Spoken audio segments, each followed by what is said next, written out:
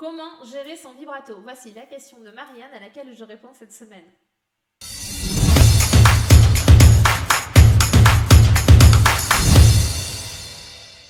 Bonjour à tous, je suis Gaëlle Boudier, votre coach vocal pour vous parler, voix chantée, stratégiste vocale pour orateurs, et je vous retrouve chaque semaine avec vos questions. Donc je vous incite de suite à me les poser en commentaire ou rejoindre mon groupe Facebook, lien en barre d'infos, pour pouvoir me poser toutes vos questions à laquelle je me ferai un plaisir de répondre en vidéo. Alors, plus précisément, Marianne nous dit « J'ai une question concernant le vibrato. Comment gérer au mieux son vibrato pour éviter l'excès, notamment en fin de note ?» Voici une question qui est tout aussi importante que comment rajouter du vibrato. Car oui, certaines personnes ont un vibrato totalement naturel. Et il faut faire attention avec ces vibratos naturels de ne pas tomber dans l'excès. Et Marianne nous décrit son vibrato comme ingérable à la fin des notes. Pour ça, on va partir sur une méthode de travail qui va être de canaliser la vibration du vibrato. Donc, en très rapide, Marianne, il existe 3 types de vibrato. Donc, il existe le vibrato hammer, donc marteau, qui donne des à-coups très forts, un peu comme un marteau. Le vibrato diaphragmatique, donc qui vient du diaphragme, et le vibrato laryngé, qui se crée au niveau d'un mouvement du larynx. Donc, suivant le vibrato que tu veux avoir, il va falloir contrôler le mouvement qui est créé et de là où il est créé. Donc, pour ça, tu vas te concentrer sur la partie de ton corps qui va bouger. Première étape, tu vas chanter ta note avec ton vibrato. Et tu vas écouter ton corps, ressentir quelle sensation tu ressens, à quel moment, à quel endroit. Est-ce que ça bouge plus d'ici? Est-ce qu'on bouge plus d'ici? Est-ce qu'on a vraiment une sensation d'aller-retour très fort? Donc ça, c'est à toi d'analyser pour pouvoir trouver quel type de vibrato tu utilises au moment où c'est que tu perds le contrôle. Deuxième phase d'exercice, on va maintenant canaliser ce vibrato. Donc on va prendre une phrase musicale avec un vibrato et on va le réduire au fur et à mesure.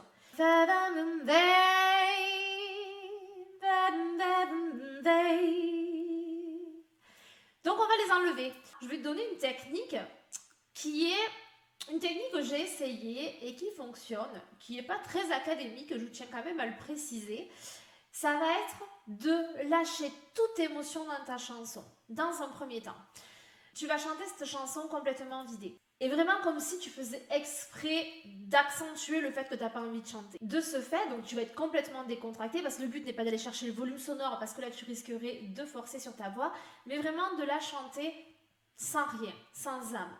Ba ba ba ba, ba ba ba ba ba ba.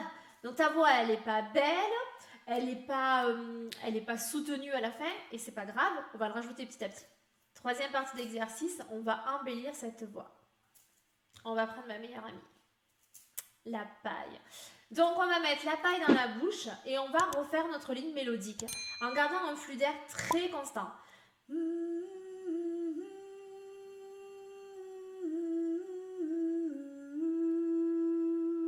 Quatrième partie, on va retirer la paille au fur et à mesure qu'on va chanter.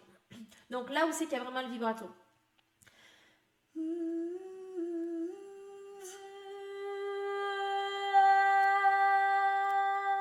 Et on tient le son.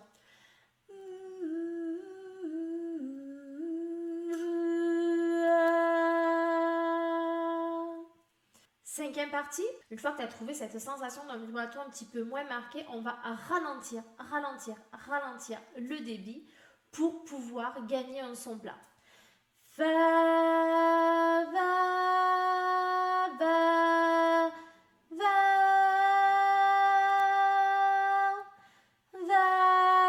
va, va, va, va.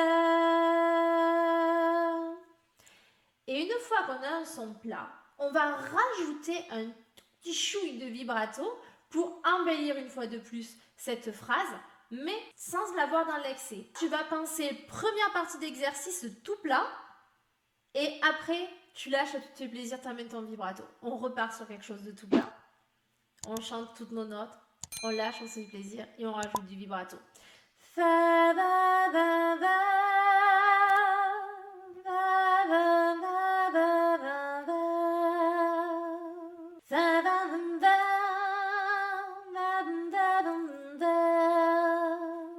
Allez, deuxième exercice pour t'aider à maîtriser ce vibrato. Quand tu vas tenir ton son, dans un premier temps bien sûr, tu vas couper ton son régulièrement. Par exemple, ta da dan dan,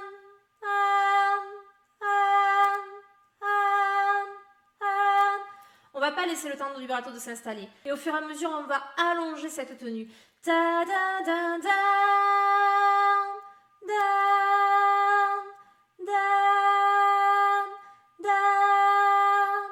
jusqu'à maintenir ce son. Da, da, da, da.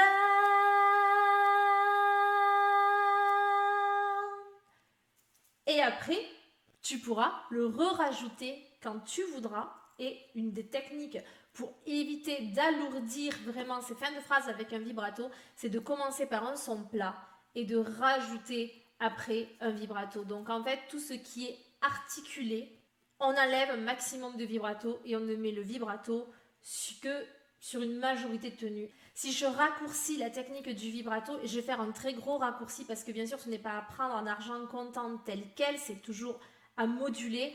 Tout ce qui est articulé, donc les moments où c'est que vous dites des mots vraiment les uns après les autres, on enlève le vibrato.